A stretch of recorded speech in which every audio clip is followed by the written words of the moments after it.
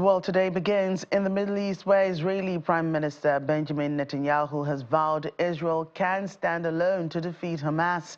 This comes after the United States warned arms shipments would be stopped or could be stopped if Israel orders a full-scale invasion of Gaza's southern city of Rafah. Over 100,000 people have fled Rafah since Monday after the Israeli military began what it called a limited operation. U.S. President Joe Biden has repeatedly warned against the operation, saying it will cross a red line. But Mr. Netanyahu dismissed the U.S. warning, insisting that Israel will fight alone if it has to. Meanwhile, the U.S. State Department spokesperson Matthew Miller is warning Israel to do more to minimize civilian harm. Addressing a press briefing in Washington, Mr. Miller indicated a full-scale operation in Rafah would weaken Israel's position in ceasefire talks. Minimize civilian harm, that far too many people have died, that Israel needs to do more to minimize civilian harm, that the actions they have taken have not yielded sufficient results. All of those things we believe to be true, still believe to be true. That is different than a legal question of whether there have been violations of international humanitarian law. That's a different question. It goes to not just questions of civilian life, or I'm sorry, loss of civilian life, but whether international humanitarian law was violated in the loss of that life.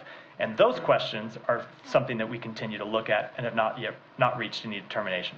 We actually think that a Rafah operation would weaken Israel's position both in these talks and writ large.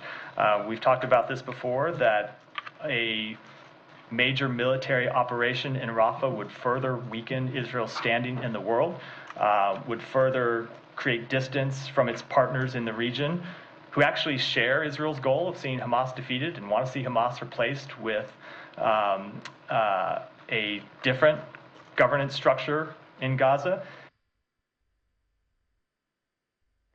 Meanwhile, clashes erupted in Tel Aviv on Thursday between police and demonstrators who were calling for a ceasefire in Gaza.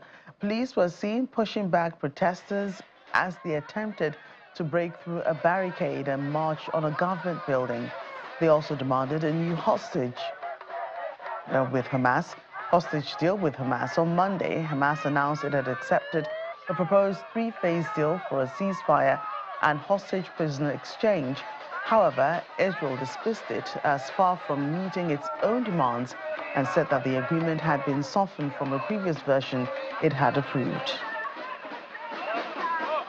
So we are here together, Jews and Palestinian, all citizens of Israel, marching together and demanding a ceasefire right now. We demand to end the killing, to end the carnage in Gaza, to bring back the Israeli hostages that are there alive right now. We understand that the path of war, the path of occupation, the path of militarily controlling millions of people has brought nothing to the people in Israel. And of course, it brought a lot of misery and oppression to the Palestinians.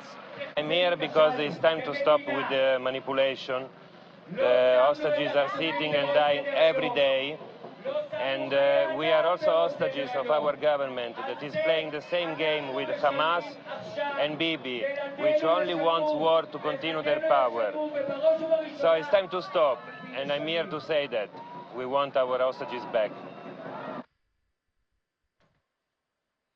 Well, Israeli singer Eden Golan has qualified for the final of the Eurovision Song Contest after a public vote.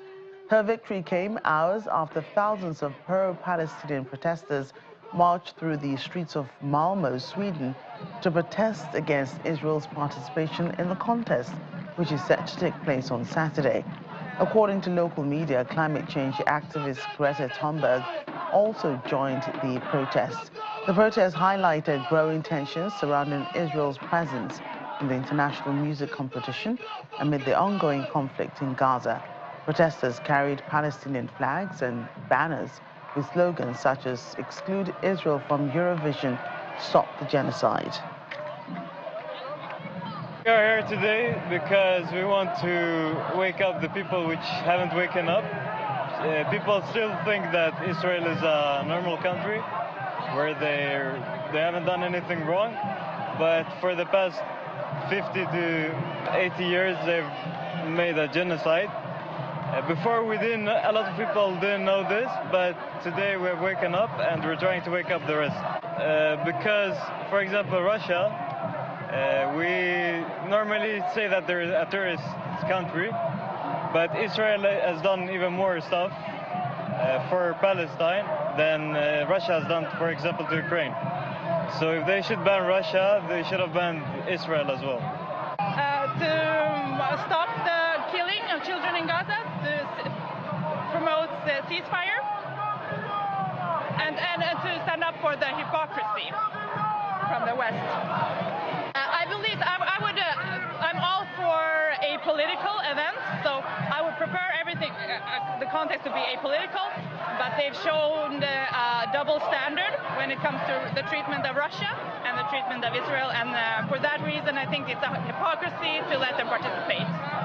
Yeah, I don't think it's right to let them participate.